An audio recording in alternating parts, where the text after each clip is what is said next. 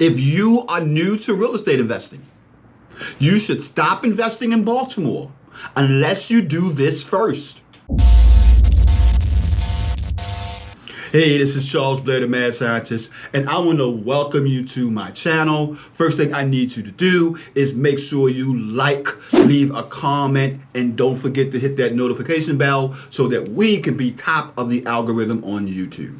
Now, I know that's a bold statement, especially for someone who have made a living investing in the DMV, Maryland, DC, and Virginia. And one of my favorite markets, of course, is Baltimore City, which is where I was born and raised. But I know it's true.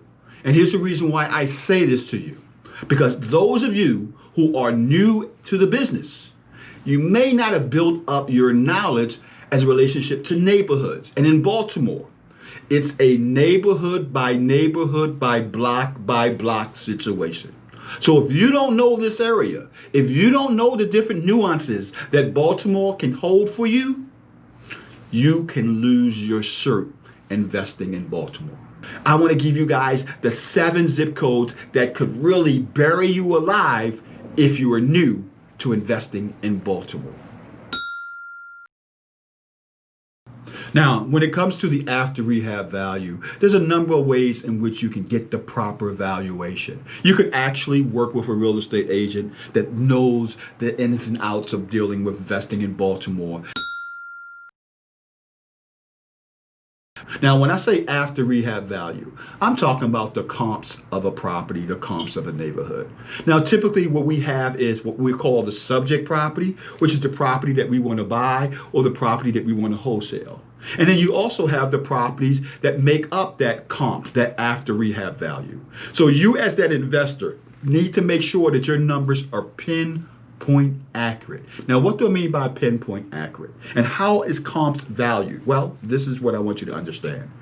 Your subject property should be no more than 0.5 to 1 mile out from your comps. Because you have to make sure that when that appraiser come in and that appraisal is done, that they have the most accurate information to properties in that vicinity. So the key factor number 1 is making sure that you are in that geographic location. Usually we start from 0.5 to 1 mile out.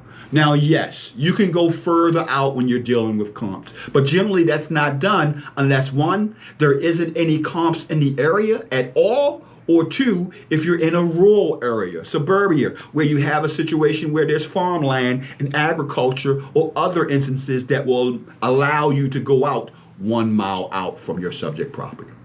Number 2, you should be comparing apples to apples when we talk about comps and after rehab value. In other words, what I mean by that is if you have a rental property, it should be another rental property. If you have a townhouse, it should be compared to another townhouse. If it's a detached property, it should be compared to another detached property. We're talking about apples to apples. A split foyer should be compared to another split foyer. A rancher should be compared to another rancher. All your comps should marriage to the exact same type of house of the subject property that you're comparing it against. Number 3, you also want to make sure you have close to the same square footage. Now notice I said close to the same square footage. I didn't say the exact same square footage because it doesn't have to be exact. This is where most real estate investors get it wrong. So what do I call close to the same square footage? I'm talking about at least 10 to 15% of that actual subject property. So if your subject property is 1,000 square foot, you can go either 10 to 15 a foot above or below what the actual property is when I say close to it. Another factor that's going to play into your after rehab value or your comps is the condition of the property. You should be comparing rehab properties to your actual comp property or subject property. For example, your rehab comps are coming in at $275,000, then that's the condition that you should be putting your subject property into in order to get that $275,000.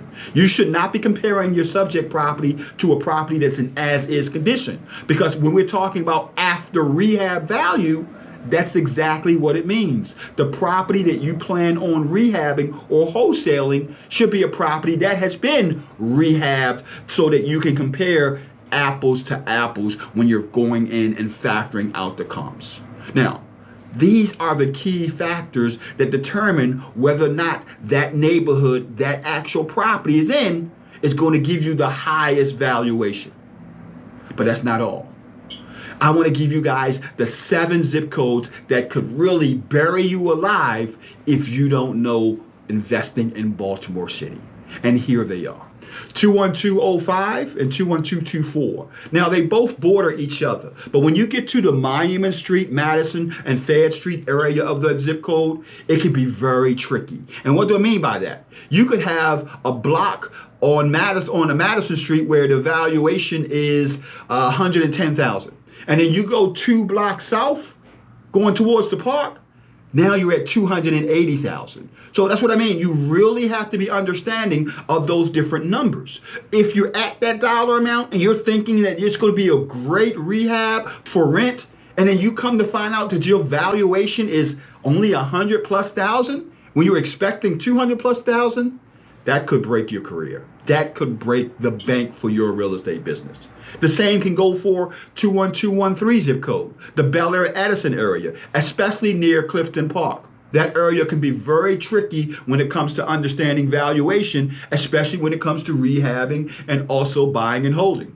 Be careful of 21215 zip code, Park Heights and Belvedere in the Garrison area. You have some valuation up there that can be as low as $60,000, $70,000, but 2 blocks over, you got $200,000. So be very careful of this zip code. 21216, West North Avenue area, especially when it's border upon the 21217 zip code, where you got Baker Street, you got Pennsylvania Avenue, you got West Lafayette. So be very careful of these zip codes in Baltimore, because once again, if you're looking at a particular exit strategy, you have to make sure that those numbers are correct with your team in place and making sure that you have the proper after rehab value. Last but not least, 21223, West Franklin, Lemon Street, West Baltimore Street, in that corridor right there, you have valuations that can be as low as $10,000, $15,000, $25,000. But you go 3 blocks over, you're near Highland Square Park, man, you got valuations there of $300,000. So be very cognizant of these different zip codes in Baltimore City. So make sure you have the proper team in place. Make sure you have the knowledge that really understands what the after rehab value and comping out a neighborhood is. And you will be able to deal with the landmines that can come up, especially when you're investing in Baltimore. This is Charles Blair, the Mad Scientist, signing out, and I'll see you in the next video.